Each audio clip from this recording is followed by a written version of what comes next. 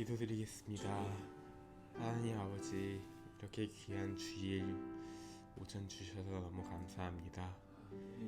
이 주일 주님의 말씀 듣고 그 말씀이 우리 마음속에 심겨져서 이 말씀이 무럭무럭 자라 다른 사람들에게 선포될 수 있게 정말 도와주시옵소서. 아멘. 이렇게 이른 주말 주님께 예배드리러 나왔습니다. 주님께 경배와 찬송 드리며 우리 말씀을 듣고 정말 우리가 실천할 수 있는 그런 삶 살기 원합니다. 아멘. 말씀 들을 때 마귀가 틈타지 않고 말씀을 잘 듣고 졸지 않으며 이 말씀 잘 듣길 원합니다. 하나님 아버지, 우리 아프신 분들을 위해 기도드립니다. 우리 아프신 분들을 위해 기도드리고 있는데 이 아프신 분들 모두 다 구원받게 해주시고 또한 육체에 주님께서 치료해 주시옵소서. 아멘. 그리고 우리 호주 그리고 한국 코로나를 위해 기도드립니다. 우리 코로나 없애주시고 우리가 경제적인 위기 또 다른 위기들 전부 다 잘 헤쳐나갈 수 있도록 도와주시고 이 위기가 기회가 될 수 있게 하나님께서 우리를 붙들어 주시고 먹이시는 줄 알고 걱정 근심하지 않길 원합니다. 아멘. 이 말씀 주관해 주시고 예수님 이름으로 기도드렸습니다. 아멘. 오늘 말씀의 제목은 체험신앙입니다. 많이 들어보셨죠? 체험신앙. 본문 말씀은 로마서 5장 3절 4절 말씀 보시겠습니다. 이 본문은 제가 아주 좋아하는 본문입니다. 읽겠습니다. 그리할 뿐 아니라 우리가 환난도 기뻐하나니 환난은 인내를, 인내는 체험을, 체험은 소망을 이루는 줄 우리가 아노라. 이 구절은 가능하면 여러분들께서 외우셨으면 좋겠습니다. 여러분 살면서 신앙이 깊다거나 믿음이 큰 분들을 만나보신 적이 있습니까? 어떠셨나요? 이분들에게 몇 가지 공통점이 있죠. 각자가 좀 틀리긴 하겠지만 제가 크게 두 가지를 말씀드리겠습니다. 하나는 이분들에게 놀라운 간증들이 있다는 겁니다. 제가 그분들 봤을 때 처음엔 정말 부러움의 대상이었죠. 어떻게 저분들 삶 속에 주님의 기적들이 저렇게 자주 나타날 수 있을까? 정말 이분들 간증이 사실일까? 그게 정말 사실이라면 나도 저런 기적 같은 경험 한 번쯤, 아니 계속 해봤으면 좋겠다는 생각을 해봤습니다. 또 이분들이 가지고 있는 공통점 중 하나는 그분들의 간증을 듣다 보면 이분들이 정말 주님을 사랑하고 있구나라는 걸 느끼지 않을 수가 없습니다. 여러분들 이런 신앙, 이런 간증 듣고 부럽다거나 그러면서 사모해 본 적 있으시죠? 없습니까? 우리나라에서 모태신앙이란 말을 참 많이 듣곤 합니다. 저를 포함해서 정말 많은 크리스찬들이 기독교 가정에서 태어났거나 어릴 때부터 교회에 다니신 분들이 참 많죠.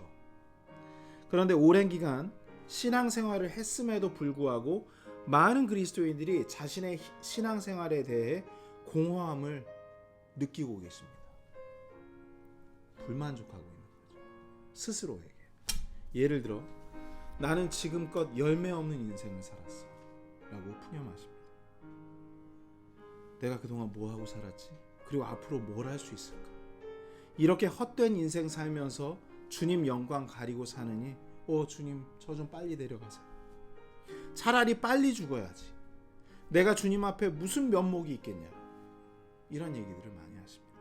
하지만 그들 가운데 말씀을 듣고 성령님의 도우심으로 각성하신 분들이 있습니다.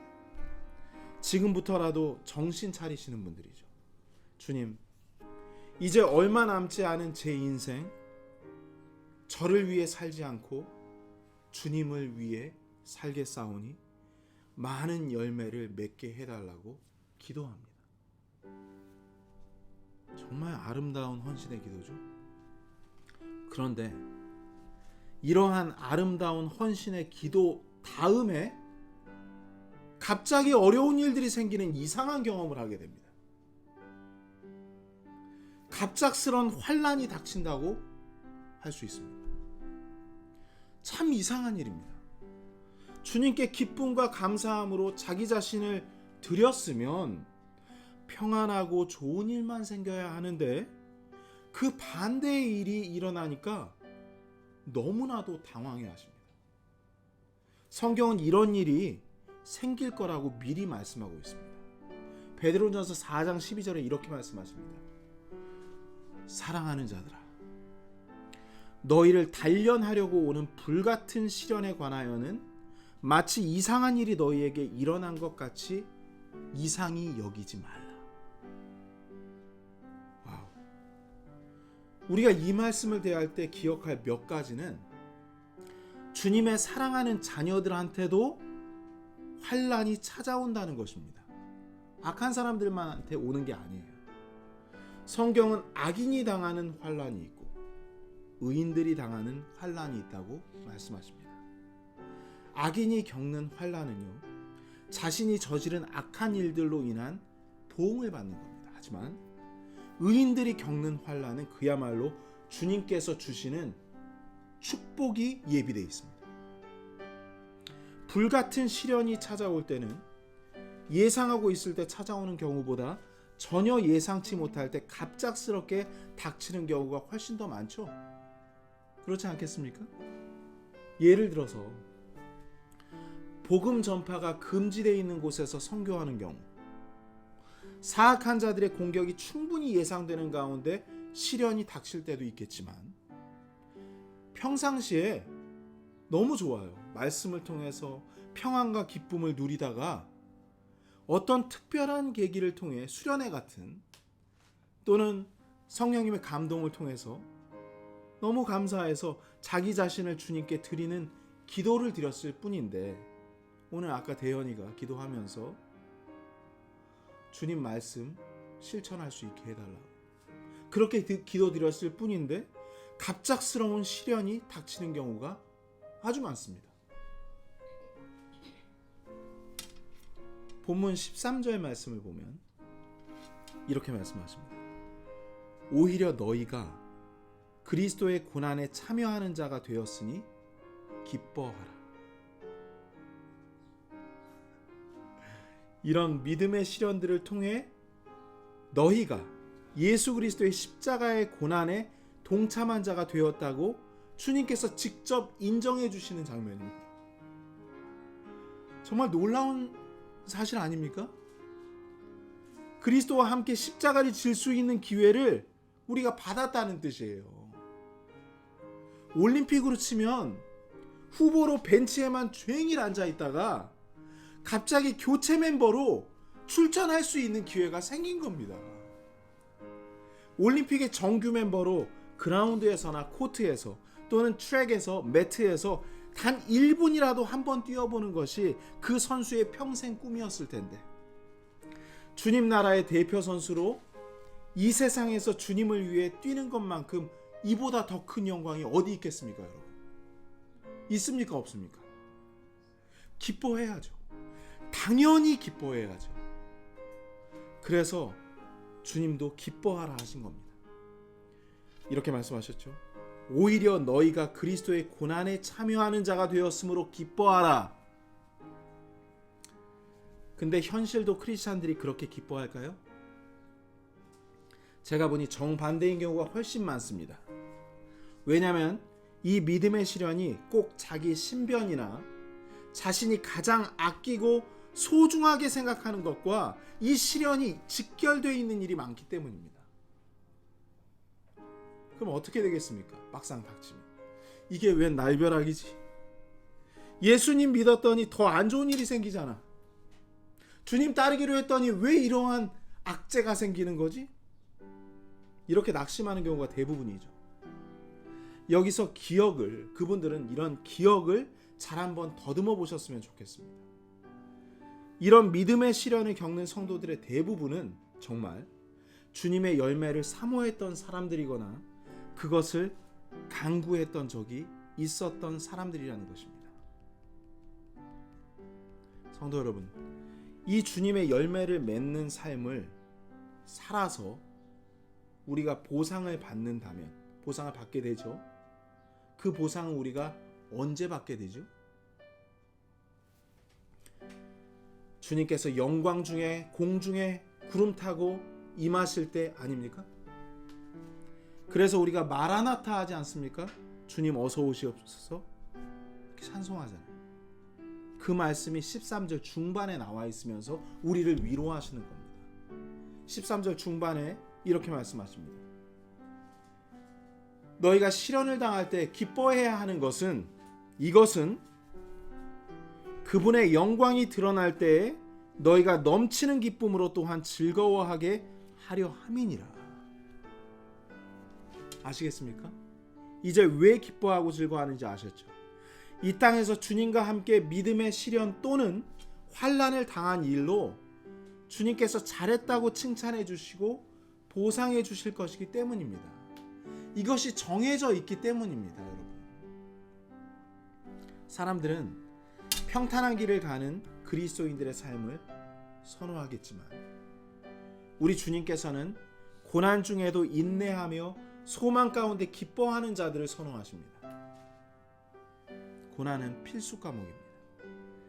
제가 이것이 그리스도인의 인생이라고 제 딸에게 말했더니 저희 딸이 어릴 때 고난받기 너무 무서워서 주님 따르기 싫다고 하더라고요. 여러분도 그러십니까? 만약 그리스도인들이 적당히 세상과 주님 사이에서 양다리 걸치고 살게 되면 어떤 일이 벌어지는 줄 아십니까? 그 이중적인 삶을 중단하지 않는 한 늘 불안 가운데 살게 됩니다. 그렇게 세상과 주님 사이에서 갈등하다 결국 후회와 한숨으로 이 땅에서의 삶을 마감하게 되는 겁니다. 이러한 그리스도인들이 바란 건 고난이 아니라 분명히 평안이었겠죠. 하지만 세상엔 평안이 없습니다. 우리의 평안은 어디서 얻을 수 있습니까? 주님께서 말씀하십니다. 내가 너희에게 평안을 남기노니 곧 나의 평안을 너희에게 주노라. 세상이 주는 것과 달리 내가 너희에게 주노니 너희는 마음에 근심하지도 말고 두려워하지도 말라 하셨습니다. 오늘 이 말씀을 듣는 모든 분들이 정말 평안하셨으면 좋겠습니다. 이제 본문 말씀을 보면서 성도들이 환난 가운데서도 어떻게 그렇게 평안할 수 있었는지 살펴보도록 하겠습니다. 본문 말씀 다시 읽겠습니다. 로마서 5장 3절과 4절입니다. 그리할 뿐 아니라 우리가 환난도 기뻐하나니 환난은 인내를, 인내는 체험을, 체험은 소망을 이루는 줄 우리가 아노라. 먼저 환난과 인내, 체험, 소망, 이 네 단어가 무슨 뜻인지 정확히 알아야 합니다. 환난은 무엇입니까? 말 그대로 주님을 따르는 성도들이 겪는 믿음의 시련입니다. 그리고 인내는 주님께서 정한 시련의 기간 동안 환난을 견뎌내는 걸 의미합니다. 쉽죠? 세 번째는 체험입니다. 이 체험은 그 뒤에 있는 소망과 분명히 다릅니다. 이것은 여러분이 처한 환난 가운데 도우시는 하나님 아버지의 기적이라 할 수 있습니다. 하나님 아버지의 위로라 할 수 있습니다. 다 같이 시편 50편 15절 말씀 보겠습니다. 체험에 대해서 나와요. 고난의 날에 나를 부르라. 내가 너를 건지리니 네가 나를 영화롭게 하리로다. 유명한 말씀이죠. 주님께서 그 환난 가운데서 건져주신 체험. 여러분, 이런 게 우리 그리스도인의 삶에 있어야 됩니다. 제가 서두에 언급했던 믿음이 큰 성도들 말씀드렸죠. 그들이 직접 주님의 역사를 많이 경험한 거예요. 그러니까 주님을 사랑할 수밖에 없는 겁니다. 알고 있어요. 환난이 닥쳐올 때 인내하면 주님께서 나를 건져주신다라는 걸 분명히 알고 있습니다. 그렇기 때문에 그들이 불안해하지 않았던 겁니다. 그 다음에 소망을 바라고 있는 겁니다. 여러분, 이러한 환난 뒤 믿음, 그리고 체험, 그리고 소망이 있다라는 이런 풀 스케줄을 알고 있기 때문에 그들이 떨지 않는 거예요. 이런 주님으로부터 오는 기적적인 체험들이 그리스도인들의 삶에 많아야 우리에게 간증들이 많이 생기는 겁니다. 이런 보석보다 귀한 체험 신앙들은 무엇을 통해서 얻어집니까? 인내를 통해서만 얻어집니다. 인내는 주님께서 주시는 명령입니다. 그리고 열매입니다. 하나님 말씀에 대한 믿음이 있어야 환난을 인내할 수 있습니다. 말씀이 있어야죠. 어떤 믿음이 있어야 합니까? 주님께서 내 고통을 그냥 내버려 두시지 않는다는 믿음이 있어야 합니다. 고린도후서 1장 4절에 그분께서 우리의 모든 환난 중에서 우리를 위로하심은 우리 자신이 하나님께 위로받을 때 얻는 위로를 힘입어 우리가 어떤 고난 중에 있는 자들도 능히 위로하게 하려 하심이라고 말씀하셨습니다. 여기 주님께서 우리에게 체험 주시고 위로 주시는 이유에 대해서 써 있어요. 주님께는 환난에 처한 우리를 위로하시는 절정의 포인트가 있습니다. 이 포인트는 실수가 없을 뿐 아니라 그 상황적, 시간적 타이밍이 완벽합니다. 그 위로하시는 포인트가. 그래서 주님이 예비하신 모두의 마음이 하나로 모아지고 동시에 낮아졌을 때 주님의 위로가 임합니다. 그리고 그 사람을 구원하십니다. 그 사람들의 인생을 바꾸십니다. 또 우리에게 주시는 위로가 얼마나 넘치면, 주님의 위로가 얼마나 넘치면 이 받은 위로를 가지고 아무리 큰 고난에 빠진 사람들도 능히 위로하고도 남는다고 말씀하셨겠습니까? 성도 여러분, 지금 당신이, 그리고 제가, 우리가 겪는 환난이 너무 힘겹고 벅찰수록 그보다 훨씬 더 큰 주님의 위로가 준비되어 있음을 믿으시기 바랍니다. 기대하시기 바랍니다. 고린도후서 1장 5절에서는 그리스도의 고난이 우리 안에 넘치는 것 같이 우리의 안위도 그리스도로 말미암아 넘치는도다라고 약속하셨습니다. 고난이 클수록 주님의 위로도 넘치는 것입니다. 성도 여러분, 주님께서 고난 중에 위로 주시고 환난 가운데 건지시는 것만이 우리의 소망이 되어선 안 됩니다. 그게 끝이 아니기 때문입니다. 이것은 주님의 역사를 그저 체험한 것일 뿐입니다. 주님께서 당신의 기도에 응답하시고 당신을 지키고 계시다는 걸 실제로 경험케 하신 일일 뿐입니다. 이런 경험을 주시는 데는 주님의 거대한 목적이 있습니다. 우린 이것을 분명히 알아야 됩니다. 그 목적은 당신이 소망을 바라보게 하기 위해서입니다. 그래서 마지막에 소망이 있는 거예요. 소망은 아직 여러분과 제가 경험하지 못한 미지의 세계입니다. 한 번도 보지 못한 거예요. 그것을 로마서 8장 24절과 25절에서 말씀하십니다. 우리가 소망으로 구원을 받았기 때문이라 하시면서 그러나 보이는 소망은 소망이 아니니 어찌하여 사람이 보는 것을 여전히 바라리. 그러나 우리가 보지 못하는 것을 우리가 바라면 인내로 그것을 기다리느니라 하셨습니다. 당신은 진정 무엇을 바라고 소망하고 사십니까? 우리의 소망이 무엇입니까? 무엇이에요? 디도서 2장 13절에 명확히 그리고 밝히 드러나 있습니다.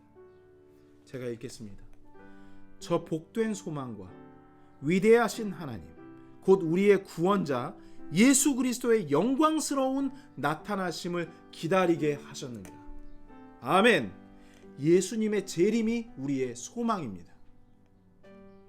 우리의 왕이신 주 예수 그리스도께서 영광 가운데 나타나실 때 모든 고생이 끝납니다. 우린 부활의 몸을 입고 그동안 주님을 위해 예비한 모든 일들로 칭찬받고 보상받게 될 것입니다. 히브리서 10장 35절은 그러므로 너희의 확신을 버리지 말라고 하십니다. 그것이 큰 보상의 보응을 얻게 하는 것이라고 말씀하십니다. 너희가 하나님의 뜻을 행한 뒤에 그 약속하신 것을 받기 위해 너희에게 인내가 필요하니라. 인내하십시오. 성도들을 위해 주님께서 정성과 사랑으로 준비하신 큰 보상이 기다리고 있습니다. 여러분에게 닥친 환난을 믿음으로 인내할 때 받을 수 있습니다. 성도라면 마땅히 사모하고 관심해야 하는 것입니다. 우리 인간들은 매번 우리를 단련하기 위해 찾아오는 환난들을 당하면서도 인내 뒤에 있을 엄청난 보상을 깨닫지 못합니다. 잘 잊어버려요. 말씀을 봤어도 환난이 닥쳐오면 이게 그 뒤에 있을 축복이 있구나. 이걸 새까맣게 잊어버립니다. 너무나 어리석어서 이 큰 기회를 불평합니다. 너무나 연약해서 쉽게 지치고 포기하고 맙니다. 그래서 주님께서 끝까지 소망을 버리지 말라고 중간중간에 많은 체험들을 놔두신 거예요. 많은 위로들을 보여주시고 또 건져주신 거예요. 아닙니까? 우리 삶에 환난이 한 번만 있었습니까? 아닙니다. 많은 환난들이 이미 지나갔고 지금 우리 눈앞에 있을 수 있습니다. 이 환난들이 있어야 인내할 기회를 얻죠. 믿음의 인내가 더 굳건해지죠. 이 인내 뒤에 있을 큰 위로와 큰 체험들이 당신 삶에 넘쳐야 합니다. 이걸 주님께서 바라십니다. 그래야 그 위로를 가지고 누구를 만나도 위로할 수 있고 그를 이끌어 믿음의 최종 종착지인 주님의 재림을 소망하게 할 수 있기 때문입니다. 이제 믿음의 시련을 이상하게 여기지 마십시오. 이것이 우리 그리스도인들의 삶의 자체이고 또 숙명입니다. 바울도 환난 가운데 인내하는 형제들을 격려하고 칭찬했어요. 데살로니가 후서에서 이렇게 말합니다. 그러므로 너희가 당하는 너희의 모든 핍박과 환난 속에서 드러난 너희의 인내와 믿음으로 인해 우리는 하나님의 교회들에서 직접 너희를 자랑하노라 라고까지 얘기했습니다. 당연한 거기 때문입니다. 바울의 마음이 이럴진데 우리 아버지께서는 얼마나 우리의 믿음의 인내를 기뻐하시겠습니까? 혹시 당신 삶에 믿음의 시련이나 고난이 없다면 당신의 구원을 점검해야 할지도 모릅니다. 그러나 당신이 지금 믿음의 시련 가운데 있다면 분명한 것은 주님께서 당신을 그저 그런 그리스도인에서 주님이 사용할 수 있는 사람으로 바꾸어 가고 있다는 것에 매우 기뻐하시기 바랍니다. 이건 확실합니다. 말씀을 마무리하겠습니다. 열매 맺는 삶을 살고 갔던 성도들에겐 환난을 견뎌야 했던 인내의 통증이 있었습니다. 마치 이것은 아이를 해산하기 위해 힘쓰는 엄마의 상고의 고통과도 같았습니다. 마태복음 16장 24절에 주님께서 이렇게 말씀하시죠. 그때 예수님께서 자기 제자들에게 이르시되 어떤 사람이 나를 따라오려거든 자기를 부인하고 자기 십자가를 지고 나를 따를지니라. 십자가를 지는데 고통이 있겠습니까? 없겠습니까? 성도 여러분, 이제 여러분의 잘못으로 인해 빚어진 환난을 피하십시오. 주님으로부터 오는 믿음의 단련을 위한 그런 환난에만 기뻐하십시오. 그리고 그 뒤에 축복이 있다는 걸 감지하시기 바랍니다. 왜? 당신 차례가 되었기 때문입니다. 이것은 하나님께서 주신 영광스러운 기회입니다. 환난을 기뻐하며 끝까지 인내하면 그 환난이 지나가고 당신에게 주님과 단 둘만의 소중한 흔적이 남을 것이기 때문입니다. 바울만큼 환난을 많이 겪은 사도는 없었습니다. 그가 스스로 당당히 얘기하잖아요. 나보다 더 큰 고초를 겪은 사도는 없었다고. 처음엔 그도 다른 사도들과 성도들에게 인정받지 못하고 따돌림 받았던 거 아십니까? 그 기간 그가 이렇게 말합니다. 갈라디아서 6장 17절 말씀 찾아보겠습니다.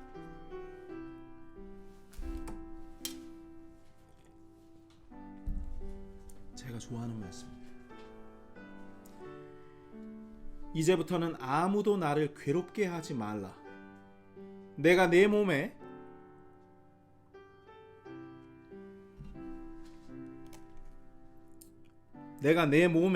주 예수님의 자국을 지니고 있느니라. 그의 몸에 주 예수님의 자국이 무엇일까요? 예수님께서 우리의 구원자가 되시기 위해 받으셨던 모욕과 핍박, 그리고 헤아리기조차 힘든 고초를 당하시고 십자가 죽음을 맞이하셨습니다. 바울이 겪은 고통도 주 예수님을 따르기 위한 영광스러운 훈장과도 같은 자국이었습니다. 얼마나 힘들었겠습니까? 큰 믿음과 많은 열매는 그냥 얻어진 게 아닙니다. 바울은 로마서 12장 전체에서 성도들에게 어떻게 사는 것이 그리스도인으로서 참되게 사는 건지 호소합니다. 1절에 나옵니다. 그러므로 형제들아, 내가 하나님의 긍휼을 힘입어 너희에게 간청하노니 너희는 너희 몸을 거룩하고 하나님께서 받으실 만한 살아있는 희생물로 드리라. 그것이 너희의 합당한 섬김이니라. 이런 고백을 지금 주님께서 우리에게 원하고 계십니다. 그래야 환난이 있고 인내를 통해 주님을 체험하게 되고 소망을 이루지 않겠습니까, 여러분? 주님과의 깊은 체험들이 모일 때마다 여러분은 주님께서 오신다는 약속을 더욱 기다리게 되는 겁니다. 왜냐, 이 땅의 일이 너무 시시하고 아무 의미 없어질 테니까요. 하늘의 소망을 두는 자만큼 지혜로운 사람이 있습니까? 주님의 오심을 기다리는 자만큼 지혜로운 사람이 있을까요? 전혀 없습니다. 오늘도 주님께서 우리의 지난 삶을 돌아보게 하시고 앞으로의 일들을 미리 믿음의 눈으로 볼 수 있도록 이렇게 조명해 주셨습니다. 주님께 감사와 찬양으로 한 주간 보내시기 바랍니다.